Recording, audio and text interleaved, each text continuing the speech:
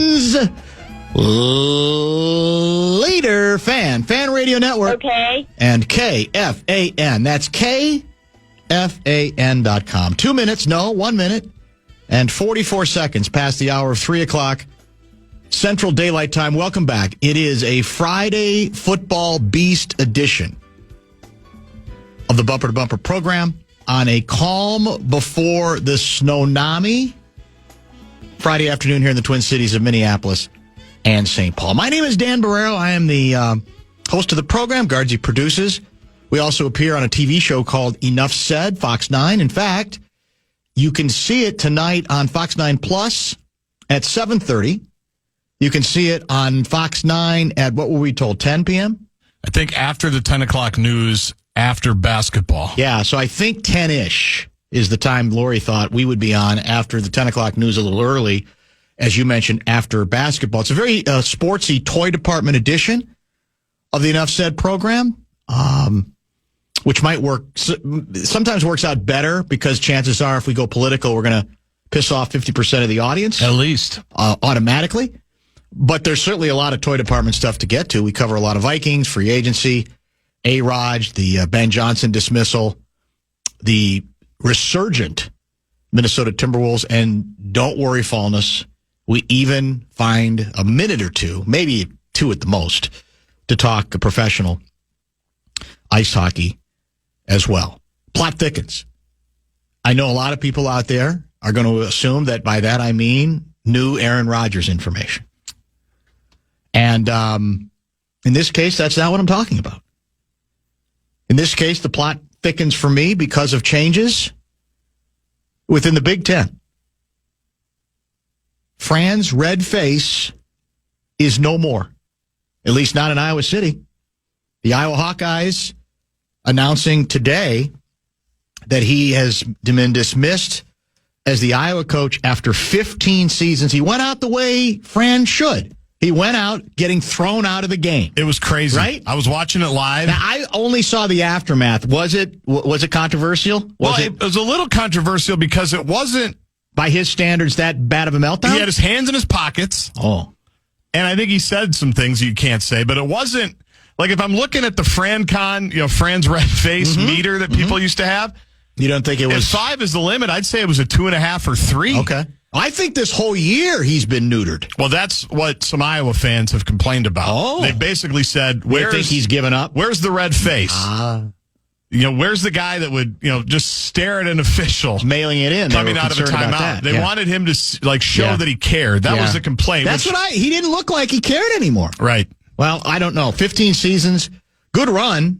At times, very good run. Do you know the Final Four where he was hired, or that the year that he was hired? No. Was the year that you and I went to the Final Four. In Indy? Yes. Wow, is that right? I remember. Wow. So that's how long it's been. I mean, give me 15 years. I remember him walking out of that hotel ballroom in his brand new Iowa sweatsuit because he had just been hired within the last couple of days. Didn't you get him on one of the Westwood One Final Four shows? I've had him on a lot. You've had him on a bunch. Yeah, I don't think I've ever had him on. You never did. No. He came on a lot for Coaches versus Cancer. Okay, that's right. Because one of his sons, who actually just wrapped up at Butler, had as cancer. mild-mannered as one could imagine in that setting. He is a delight. Yeah. And if you talk to other coaches, they say the same thing. It's just he's got the greatest laugh ever. He's a super nice guy. Actually, he talked a lot about Flip Saunders when he would come on with us because when his son Patrick was diagnosed with cancer, Flip was one of the people that in the coaching community that helped him out. He was up here a lot. He played D1 Adidas basketball up here for AAU, so he got to know Flip really well and obviously talked about the cancer connection there. But he couldn't be a better guy to just hang out with and talk to in that setting. The bottom line is now there are, 3 Big Ten men's basketball coaching opportunities wide open. Indiana, your alma mater, is still looking for a head coach. And 2 schools that I went to. And 2 of the 5 schools you went to, Iowa and, of course, the University of Minnesota. Now, I'm not here to tell you they all would be competing for the same coaches, although I do know that several people believe that part of the reason that Iowa moved as quickly as it did after the Hawkeyes were eliminated yesterday is to perhaps beat Indiana to the punch on Drake's coach, Ben McCollum. He's considered one of the shiny new toys, is he not? He is, big time. And the assumption is that would have been, that's a name that Iowa wants. And, well, we don't want Indiana to get too far down the road there. So we're going to create an opening. And they have. And, of course, the Gophers are looking as well. Indiana is the interesting one because the assumption is in the pecking order, they could have their pick of the litter. But as we've talked about with Rick Bozich a couple of days ago, and you and I generally, college basketball landscape has changed dramatically where places that were, well, yeah, of course I take the job there, of course. It isn't really set up quite, it's not quite as certain in that regard. The landscape has changed compared to what might have been the case 20, 25, 30 years ago. And in the case of Indiana, part of it for Indiana is the luster's off the rose a little bit because they just haven't been the national brand that they used to be. Whether that's the coaches they've used, whether that's bad luck, whether it's just the changing nature that there are there are a greater number of programs that are valued in a way that the Blue Bloods don't stand out as much as they used to, but they're still sitting there looking. Iowa, and I'll be interested to see if the Drake guy goes to the top of the Iowa list. Allegedly, you tell me, the top of the Gophers list is supposed to be your guy. You have many guys. Niko Medved, Colorado State. He used to coach here, correct? He was an assistant here, coach, yes. With Munson. With Munson, exactly right. So he is... And he's from Roseville. He's from Roseville. He's Colorado State, correct? Yep. And he is allegedly definitely on the list. I think... Now, the list I saw Star Tribune guy put together included Ben McCollum. I have to believe if McCollum is going to leave Drake... Will you tell me, is Iowa in the pecking order, is Iowa considered a better job than Minnesota? Is that fair? Is that perception? Is that just on the basis of performance, nothing else, that there's no reason why one job should be considered at on a higher plateau than the other? You tell me. Well, the last part, I think there should be no reason why they shouldn't be more similar. But I do think Iowa would be considered a better job. I do think Iowa would be considered a better job than Minnesota. Right now. Yes. But again, is that how much of that has just to do with the relative performances of the two schools, or just that, no, there's so many built-in advantages at Iowa that you would not have at the University of Minnesota? They have some of the same NIL issues that Minnesota's had, but just in terms of general support and athletic department and all that stuff around basketball, I would say, I mean, they're in a similar spot right now in terms of lower attendance and NIL stuff, as I mentioned, but I think even going all the way back to the 80s, Iowa has consistently been a better job than here. I'm sure you've heard the name. I guess I hadn't until today. I mean, I'm familiar with the name, but more as a pro guy than a college guy. Dave Yeager is surfacing again. Also local angle, right? He is State one of us. Motley, right? Right now, he's an assistant with the Bucks, correct? The Milwaukee Bucks, I believe so. I think that's where former Grizzlies coach is now. I would put Crean on the list, although I have no reason to believe. I don't know that he's necessarily on. In the end, all that matters, obviously, is the AD's list. So I have no idea on him. I think he should be considered. Now, Crean, speaking of Indiana, I mean, Crean had some really good seasons at Indiana. Then it got pear-shaped because, again, they were grading on a different curve then, right? And then Georgia didn't work out very well for him, right? He inherited a bad program. He did have Anthony Edwards. But then the last season, it fell apart for him. Wasn't he like 6-26 his last season? Yeah. So that has to be factored in, obviously. I have no doubt he would be interested. I don't say that because I've spoken with him. I just have to assume, just listing him with us, he's a basketball junkie, another Big Ten job. He's hungry to get back into it, I think. Don't you? I think he's like Flip was. He likes the TV. It's fun. He gets to talk ball, but there's nothing for him like having a team. Is there any reason beyond the built-in connections to believe that Ryan Saunders is high on the list? I go back and forth on that. I think they'll talk to him. I'm sure he's tried to contact them, but I don't know how high he would be on the list, and it's because of the outside of the obvious, what's the connection? You know what I mean? Right. Yeah, exactly. So, and I don't know if they can go back to that well. I don't know that they can either. Time. Correct. So, I, in my opinion, I don't think he would be that high. That's what my gut tells me too. That it's a name that's going to get thrown out for all the obvious reasons, but it doesn't necessarily mean anything. Is there another name that I've left out? There's a bunch of names, obviously, but is there a single name you go, no, here's another guy worth watching, or that you think they should try to pursue that's realistic? No, not really. I mean, I do think all signs are pointing to this being Niko Medved's turn. I really do. He was a candidate last time around, or at least was thought to be. He's done a really good job at Colorado State. And just reading things, the same stuff you've read. Yes. It just kind of feels like that's the way it's trending right now. So all the names that are out there, and Coyle talked today on the Zoom right before Enough Said, he talked about all the people that have reached out, and I'm sure there are a lot because, as you know, these things, once the blood's in the water, the coaches circle. They don't waste a lot of time. So, yeah, I think the names that you're seeing are all names that definitely would be interested and are probably going to get a conversation or two, but it just kind of feels like everything's pointing towards Niko getting it this time around. I have a follow-up question on him that I want to get to. We'll have time to do that on the other side of a break. We have an outstanding guest lineup today. We've moved some people around because of their scheduling issues. So, for example, Ben Gessling usually joins us at 4:30. He'll join at 5:30. Lavelle, who usually joins at 5:30, will join at 4.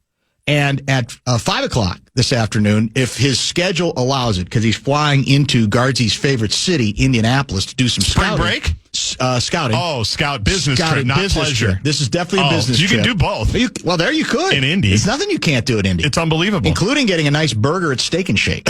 And they're back in the news for interesting reasons. Oh, I didn't know that. Yeah, we'll talk about that later. Tim Conley, the president of basketball operations. Funny, he surfaced. All of a sudden, Timmy's available. I don't know why. Now he is, but he is. And we're not going to say no.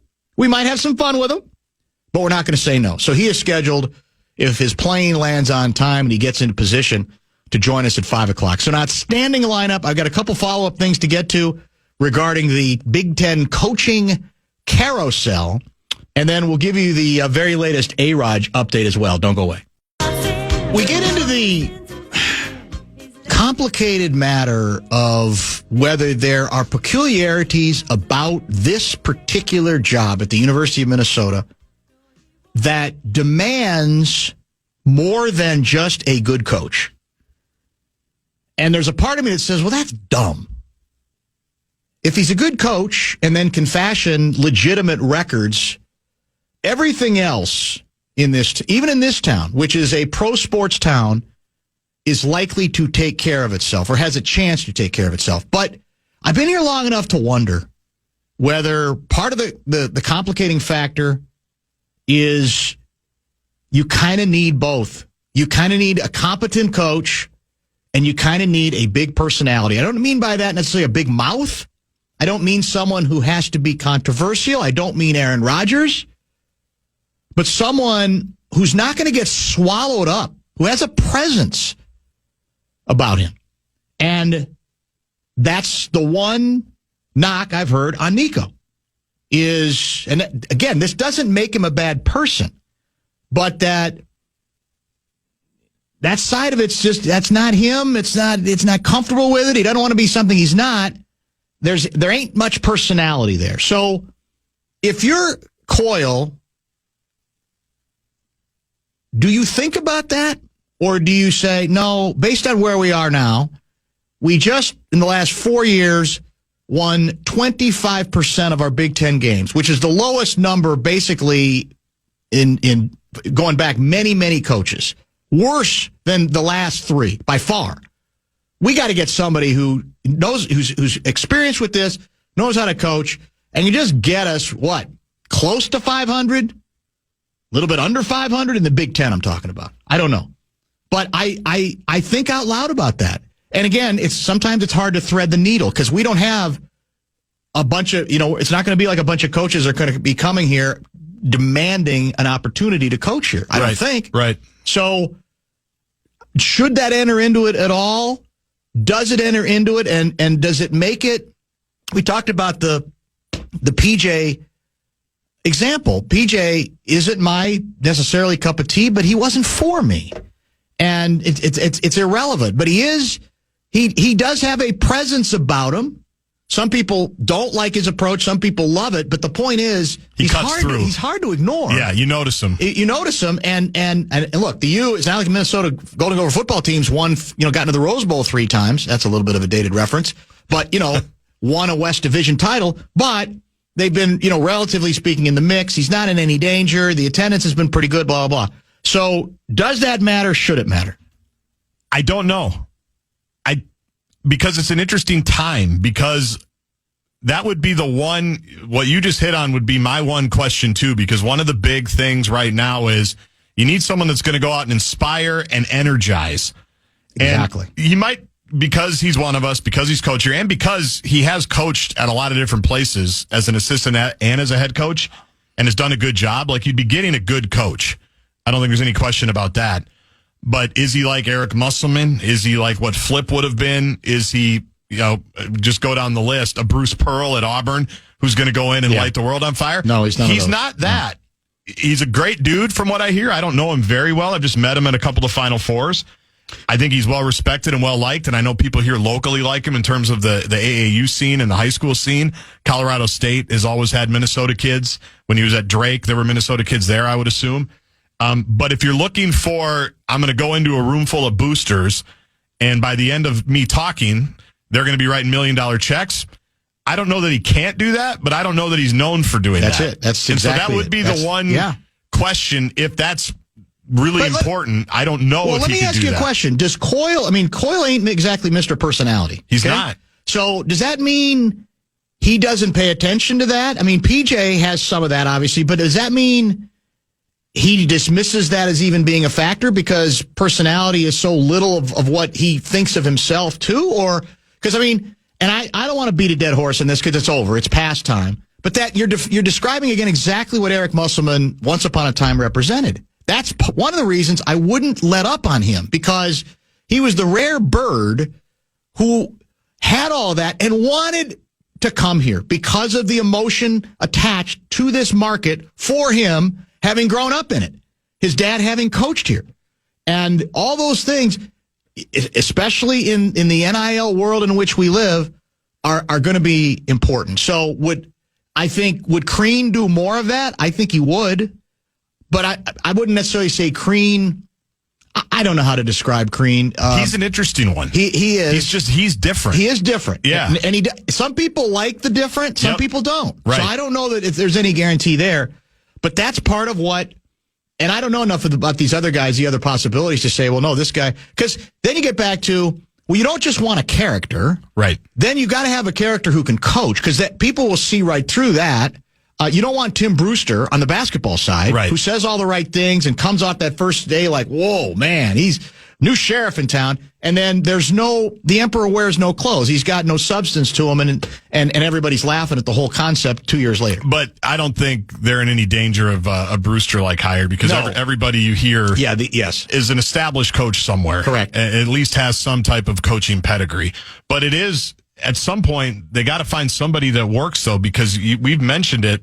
There have been a lot of coaches that have had pretty solid resumes that have come through here historically. Yes. And for whatever the reason, it hasn't worked. I mean, Munson, we know why, part of the reason why that didn't work. It's coming right off the scandal. Tubby, we know part of the reason why that didn't work. Richard, we know part of the reason why that didn't work. Ben, we know part of the reason why that didn't work. Like, they've never been able. So in a way, like, hiring a solid guy that has a really good track record and then putting the support behind him, that might be their best shot. Because I don't know if there are a lot of guys out there right now, like we're talking about, a PJ Fleck type guy that's going to come in here and just light the world on fire that they can get. I don't know if that guy exists right now. Well, let me ask you a question. This is one that I'm not going to ask about Tony Dungy, because I don't, even though he played some basketball, I don't think he's interested in the job. Mm-hmm. But coaching's coaching, Dan. Like 9 times, what's the other, besides Musselman, what was the inevitable name that would come up? Would be Brian Dutcher. Yep. Right? So has that ship sailed? His buyout to leave San Diego State right now is $10 million. Ship has sailed. So that's it. That Case one's closed. done. Which is, again, that's part of what's unfortunate here is you say, well, that's just ridiculous. and reckless, and yet then you say, well, then are you ever going to give yourself the best chance to get out of this morass if you don't convince the powers that be once that this, you know what, you want it to change? This is probably what we're going to have to do. Well, the other part of it, though, with him is he's 65. That's true. As well. Yeah, so you're right. You'd like to think, typically the Big Ten coach that's getting hired, I know there's been younger ones as well. Ben was younger. The guy at Ohio State's younger. Some of these other guys that we're talking about, DeVries and McCollum, those guys are younger guys. But typically, a Big Ten coach was getting hired. Patino was young. Obviously, he was 30. He was probably too young. Yeah. Those guys aren't. You're usually not getting hired in the Big Ten until you're 45 or 50, which is where Medved is, for example. I think he's 51. 65, I mean, he just announced last night at the Mountain West tournament, Brian Dutcher did, that he's got a brand new granddaughter that was born yesterday. And that shouldn't rule him out necessarily. I know what you're saying. But it's And I heard at Dunkers today, they have already expressed interest in the granddaughter becoming a candidate for the job. Why wouldn't they? So I think that's interesting, but he's 65 and the buyout's $10 million, and so that ship has probably sailed. Yeah, you're probably right about that. And I'm trying to figure out if there's like a wild card name that we haven't, because I think you're hearing the same thing I am, that they're closing in on Niko. Now, that doesn't mean there can't be a demand that gets in the way, or somebody else surfaces, or they have second thoughts. But that's what it's looking like more and more. And are we not a big enough pond to be in the mix for Drake guy? DeVries? Yeah. No. McCollum. That's West Virginia guy. Yeah, McCollum. Ben McCollum. Yeah. DeVries is former Drake guy. Or DeVries. Yeah. Yeah. It's a good question, because the thought there is those two might be fighting over Iowa because they're both Iowa natives. Exactly. So, and then the Indiana factor is in there as well. So I'm not sure exactly. Well, I guess, you go back to the comments from the AD yesterday, and it makes he seemed so obsessed with it. Somebody who knows, who was it, loves Minnesota or gets Minnesota, or it's like, wait. So then you're, well, here, we're back to just people with Minnesota connections. I hope we're not messing with that again. I just think that's kind of tired. All right, let's do this. Let's pause here. As I mentioned, Lavelle was going to join at 4:00. Tim Conley is going to join at 5:00. I think he's going to be on time because I think he's already landed in Indianapolis. He's doing some secret scouting. Oh, maybe I shouldn't have said where he was, but I don't think it's illegal. I think most people understand a president of basketball operations is going to be watching college conference games. Tournaments. I don't think he's sneaking up on anybody. When we come back, we'll also give Gaardsy an opportunity to issue an apology to the Wisconsin Badgers. State A-Raj watch. What do we got? Nothing new, right? I don't think much. No, unless I've missed something. All quiet on the Western Front? Seems like it. He's waiting. He's waiting for us to make him an offer. He's still waiting. Yeah. How long will we not just say, this was fun, this flirtation walk was fun, we loved getting the media jackals like Barreiro going, but this ain't going anywhere? I don't know, because in the meantime, we're losing backup quarterback options. Your guy, Gardner Minshew, yesterday, he went somewhere, he went to Kansas City. That's right. That's a good gig, right? You get, I don't know what money, 1-year deal, but you're behind Mahomes. So the beauty of being the backup to Mahomes is the obvious, that you probably are never going to play because he's Gumby. He never gets hurt. He's rubber band man, right? He just, every time you think he's dead, he just bounces right back up, and he, kind of like, I don't know, grimaces a couple of times, and then his leg's fine, right? And then if you do go in, nobody in their right mind has any expectation that you can approximate the brilliance of Patrick Mahomes. So you just, whatever you do, you're not going to get ripped. Right. Yeah, it's a beautiful thing. Wasn't it Chad Henne that had a really good run for them in like a title game or something? He had to save him for a minute. He did. He played pretty well. So, I mean, I know we talked about the Methuselah, who was with the Cleveland 2 years ago. Jameis Winston? No, the old guy. Joe Flacco? Flacco. He's still out there, but he may be, gobbled up. So, are we waiting for number 8 to be let go? I don't know. It's just, it's interesting. We did make I wouldn't call these like major moves, but we did add a linebacker who spent, I think, first 4 years of his career here, Eric Wilson. He's back. And then we added another yesterday. I didn't get to it, but we added another offensive lineman yesterday. A tackle, right? A tackle, yeah. I think he was an offensive lineman, who I think would be more likely to be considered depth at this point. Yep. And then Your guy, it's Justin School. Is that am I pronouncing that right? School? I don't know. Skule. Considered a swing offensive tackle. He did start 5 games for the Tampa Bay Bucks last year. Okay. They were okay. And we got we're still not done spending, apparently. Your guy, Rondell Moore's here visiting. The little sort of scat back. I love that guy. I always have. Now, he did have Purdue. A significant knee injury in training camp last year. So the question is, has he lost his explosiveness? Because he's an explosive guy. He is a punt return option, potentially. 135 catches in 3 seasons for the Cardinals. I like him. I've always liked him. He got banged up when the Gophers played Purdue one year. Yeah. And that was a blessing because he was a problem in college. He was. Really good player. He was a great college player. Yep, really good player. About that. You want to issue an on-air apology to the Wisconsin Badgers? Because you always love being snarky. I do. Whenever they lose, like when they lost to Penn State. Oh, sorry about that. I wasn't snarky when they lost to Penn State. And they're only up on a 4-seed UCLA. Yeah. 80-54 with 4 minutes and change to go in the second half. I saw they made 12 3-pointers in the first half, I think it was. Mick Cronin earlier this week was talking about, he's been on. That's another Indiana name that's been rumored. I don't know if I wonder what you think, because UCLA is another one of those jobs that I know, yeah, should be good. And they went to the Final Four the COVID year, 2021. They won a bunch of games with Mick Cronin to go to the Final Four as like an 11 seed, I want to say. And he's obviously a great coach. He did a good job at Cincinnati.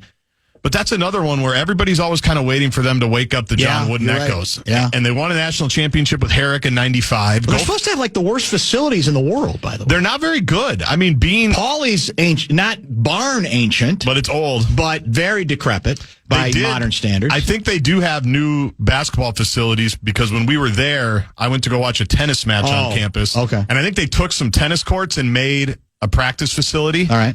So I'm pretty sure they have a basketball building now, but they always haven't. But that's another one where it's true. Like, same thing, an old blue blood. Does he get worn out there, especially now that he's got to travel all the time and he's bitter about that? Yes. So I don't know. Very true. In other words, I mean, it sounds illogical. Let's see, your choices are Southern California and the palm trees, UCLA, or some, misbegotten Midwestern school. Seems crazy, but there is a lot of bitterness that he has expressed and others on the West Coast. Well, Bozich brought it up again even the other day about travel if you're in the Big Ten and you're a West Coast Musselman brought team. it up earlier in the season. That's it. They, by the way, you know me, I hate being obsessed with officials. I absolutely thought they got jobbed by the officials last night against Purdue. There were 2 calls down the stretch, and it was basically a 2-point game. They were playing well because they've been awful. USC's had a nightmare of a season this year, right? And they were in position maybe to steal that ball game, and there were 2 foul calls. It's like, what are you doing? Did you hear what he had to say after? No, did he go off? He basically did it's better for business if Purdue wins. Well, because all these people are coming to watch Indiana's Purdue. already eliminated. It's in Indianapolis. Right. And someone did point out, I mean, they brought you in so they could get $1 billion TV deal, but I'm not sure that they're worried about 3,000 tickets at Gamebridge Fieldhouse. But yes, that's coaches are going to complain. They are, Chris Collins is complaining about the air conditioning. He's grumpy because it's just nothing's gone right for him this year. I don't even know what the explanation is for that. If he's just having an off season or what exactly the deal is. Well, it is hard in this era when you do bring, like, he's been very good at the transfer bid. He was ahead of his time. He was. But there are challenges that go along with that. And sometimes you don't get the right transfers. It's not the right mix. You've got guys that are making money now. There's a lot that goes into it. A bunch. The Bradshaw and Brian KFAN text line is 64686. Now, Tenna, on the way out, I was making small talk with him, and he made some comment about, well, now we got to wait 2 weeks for A-Raj to make his decision. And I started to say, like, well, is that why 2 weeks? And he didn't really answer me. So is there something new that they talked about that we don't know about? I don't know. That A-Raj's people have said he's not going to make any decision, and everybody that is interested is just going to have to wait for a couple weeks while he continues to walk the beaches at Malibu? I haven't seen that. I'm going to look up quickly here. 2 weeks. I don't know. I'm just wondering. Maybe he was just throwing it out there, just to throw it out there. I'm not sure. Yeah, I don't know. Maybe there's somebody who has continued. Hold on. You got the Rossini Twitter handle up? I don't. I could pull it up, though. Pull it up, because apparently there's something there that might be of interest in this conversation. You might be able to get it before I do, because I'm very slow. Okay. The Vikings are having discussions about what they want to do at quarterback and if they want Rodgers. Rodgers is giving them time and waiting to hear from Minnesota. The Vikings have yet to make a decision. We all wait. How long? Oh, yeah, here it is. That's just 2 hours ago. So that must be what they're talking about. That must be what they're talking about. Vikings are having discussions about what they want to do at quarterback and if they want Rodgers. So she's making it sound like it's not that Rodgers is waiting for the Vikings. Well, actually, no. It is that Rodgers is waiting for the Vikings. Not that the Vikings and every other team are waiting on A-Rod. That, in this case, it's probably what we talked about. Rodgers knows he's got to deal with Pittsburgh or New York. He doesn't want to take either one if he thinks there's even a remote chance that his new guy, KOC, will warm to the idea of actually jumping into the deep end. And he's saying, I can wait for a while for you guys. That's not a problem. The question is, how long do the Vikings want to wait?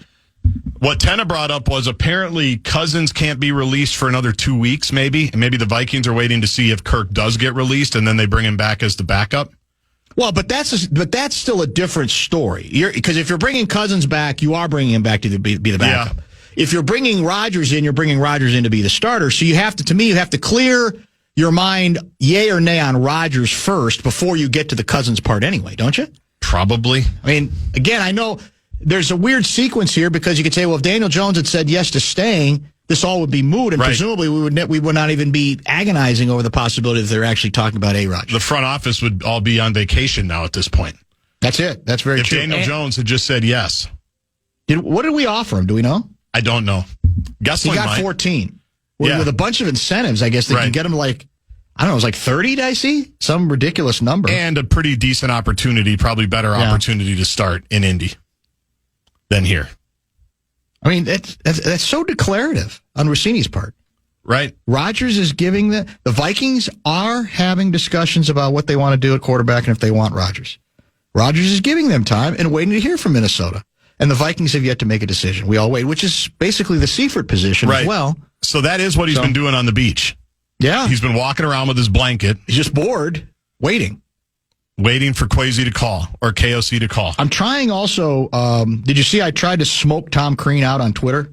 I did see that. Not successful so far. I was hoping he might respond. I doubt he would be likely to do it that way. Probably not.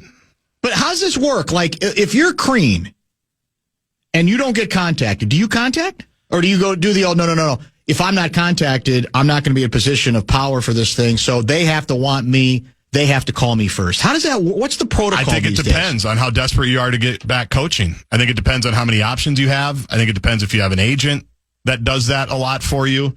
I think it just depends on the individual. But knowing Tom Crean, I would think he would be aggressive if he really wanted something. I don't think Tom Crean would wait. Do you? I don't. I don't think he would say, well, if they call, they'll call. No, my impression of him, he'd say, if he's interested. And I think he knows which jobs he would be interested in. I do, too. As a guy who follows it as closely as possible. He might even have that, instead of the old Brian Gumble, the Paul Bearer list, he's got a coaching jobs list that if any of these open, I'm going after him. I think he would. Yeah, so I think he would be the aggressor, quite frankly. And I'm sure he's done his due diligence on every single job that's going to be open. As a guy who does want to get back in, it seems like. There's no question. Because he is a coach. As much as he likes TV and the media, and he's very good at it. There's no question. He's obviously a great radio guest. He's a coach. Follow him on Twitter. He's giving advice to coaches constantly. Like, he's tweeting things out as if he is running a program right now. Yeah. With what's important with culture, what you should be working on this time of year. Very true. All of these bits. Yeah, I don't disagree with that. Rossini went on Pittsburgh radio and said her gut is that Rodgers will sign with Minnesota. I don't know how accurate that is. Wow. And again, it's one reporter. She's a good reporter, but, that doesn't mean, you got, like I said, Schefter is bitter. He seems bitter of any of this. He continues to insist that he has gotten no A-Rod smoke that forces him in his mind to report at all that there's anything possible there. So, And he's awfully plugged in, too. He is, but I don't think A-Raj loves him. I don't think A-Raj is giving him a lot. That's true, too. He had the famous lose my number text to him last offseason or the offseason before. Can we identify the Ziggy plane? Like, do we know the markings of the Ziggy plane? I bet somebody does. Is the next step, KOC gets in the Zigmobile, the plane, and flies to Malibu. Meets him on the beach at Malibu. How good a photo would it be from if the paparazzi got Aaron Rodgers and KOC, both of them, wearing the floods, like the pants up a little high, bare feet, walking through the waves at Malibu, just chewing the fat. How good would that be? That's better than Hattiesburg. That would be. Yeah. That's the new version of Hattiesburg. I wonder I'm sure we can track Ziggy's plane. But I don't know the tail number. Gessling might. Gessling, you could argue, probably should know. Yeah. Maybe they could go to, wasn't it Nobu, where Gerson and Ryan Saunders met with Anthony Edwards before the draft? That was where the whole thing was cemented that they were going to use the number one pick for him. Nobu would be a good spot, looking out over the ocean. Did you also see, and I'm not going to get very far with our 5 o'clock guest, Tim Conley, on this, I don't think. The Durant trade stuff. I did see that. New Hoops Hype rumors and reporting indicating that the Wolves were closer than we previously thought to a pre-trade deadline deal for Durant, correct? Yeah. And that the key is we were not willing to include, obviously Anthony Edwards was not going to be included. Right. But the other interesting one was Jaden McDaniels. Phoenix wanted him, and we said no to him too. And that the talks centered more around Randall and DiVincenzo. Well, but see, again, at the timing, that makes sense. I know. It really does, because especially if you're not convinced you're going to be able to re-sign Randall. Right, or want to, then you say, well, he's got to be the odd man out in this thing. Now, it shows you how quickly things can change, even though we haven't won anything yet. No. We're still not even in the play-in. I mean, no, we are in the play-in. We're still not into 6, right? Right. Because Golden State won't lose. They just won again last night, Sacramento. Yeah. What, it didn't... Curry had like his 10,003 or some stupid number. I thought it was 4,000. Yeah, 4,003. Yeah, I was being dramatic. Yeah, who do they play? They didn't play another good team. They played a lot of bad teams, but they've beaten them all. Mm-hmm. Haven't they? Didn't they play the Kings last night? It was the Kings, yeah. And I guess the Kings aren't horrible, right? Yeah, but they traded away a lot too. Yeah. Yeah, we can't beat them right now. We can't climb above them right now. I still think it's more likely that Houston or Memphis comes back to Golden State and Minnesota. Yeah, it's possible. Even though they're running out of games. It's a big gap. Yeah, that's the thing. Yeah, Isn't there's 4 or 5 games still in the loss column? Yeah, and there's only 12-ish games left in the season. That's not enough, I don't think. Does Tom from Savage have a point? Did Sean Payton trick us into drafting JJ, which leads to signing A-Raj and destroys the entire culture? What a chess master. Well, remember he claimed that he's fooled us on draft day somehow. Yeah, because he ended up with the quarterback he wanted all along. Right. He feinted in a way that he wanted us to believe that he really wanted JJ, and I mocked him. Yeah. But I do have to say, the QB he got, what's his name? Bo Nix. He played well. Yeah. This year. He did play well in his first season, I got to tell you. I know you don't ever want to give that guy any credit. No, I don't. I'm not right now. They had a really easy schedule, and we're just okay. That's just factual. We'll see. Did they win a playoff game, or did they lose their first one? I think they lost their first one. That was Buffalo, right? I think they ended up getting routed. I think it was a good game at half, and then they dominated. Final seconds, Indianapolis, Indiana, where our 5 o'clock guest is. Wisconsin 86, UCLA 70, men's basketball. So the Badgers advanced to the semis, Big Ten tournament, correct? Yep. And Michigan State I think they'll play Michigan State, because Michigan State won the first game today over who are the Spartans playing in the opening? Oregon. That's right. They played Oregon, and so you got 2 more games yet tonight,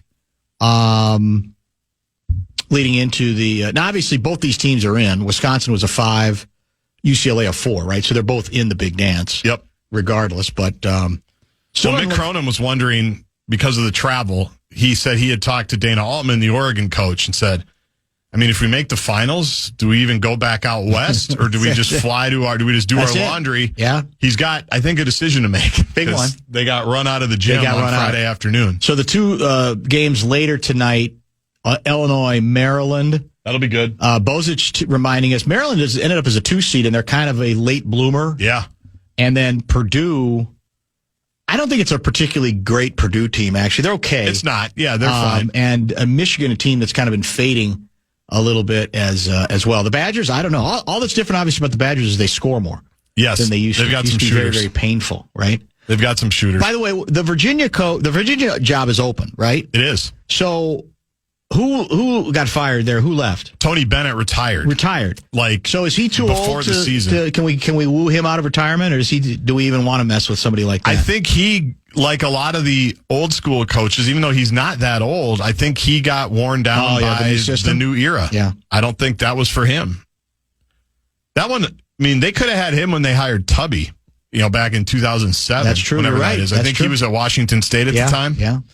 They probably could have gotten him then. I'm not sure about now. Yeah, you're probably right about that. Richard's name's been up for the Virginia job, Patino. I saw that. We'll see if that happens. Well, Bozich thought the job he really wanted was the Miami job, and then that went away. Right? That went to a Duke assistant coach. Yeah, that's it. Yep.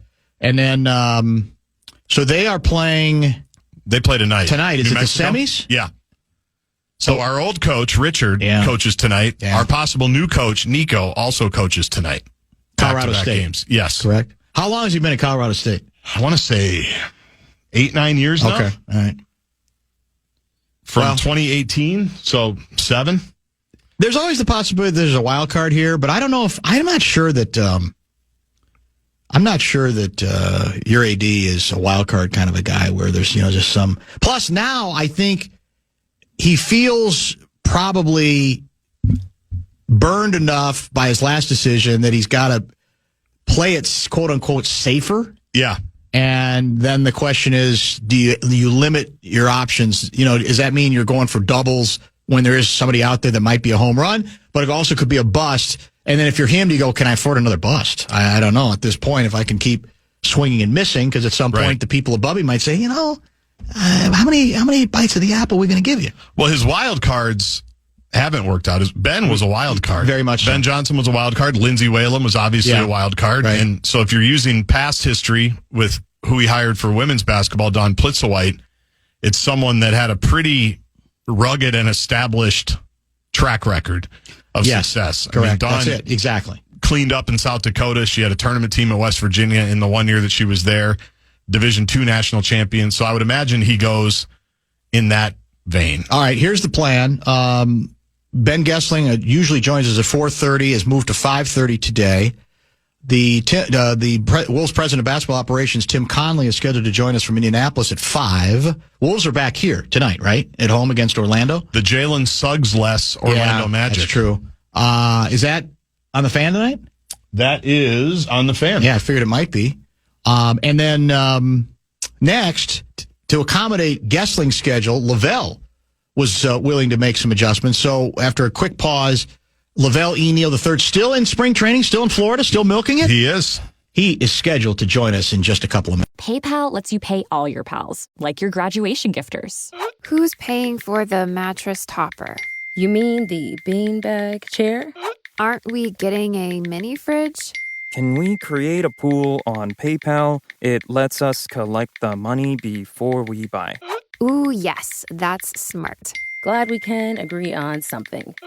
Easily pool, split, and send money with PayPal. Get started in the PayPal app. A PayPal account is required to send and receive money. A balance account is required to create a pool. Optimize your nutrition with Factor, America's #1 ready-to-eat meal service. Factor's fresh, never-frozen meals are dietitian approved and ready to eat in just 2 minutes. Choose from 40 weekly options across 8 dietary preferences, like Calorie Smart and Protein Plus. Factor's keto meals can help you lose up to 8 pounds in 8 weeks. Get started at factormeals.com/factor50off to get 50% off plus free shipping on your first box. Weight loss with Factor Keto based on a randomized controlled clinical trial. Results will vary depending on diet and exercise.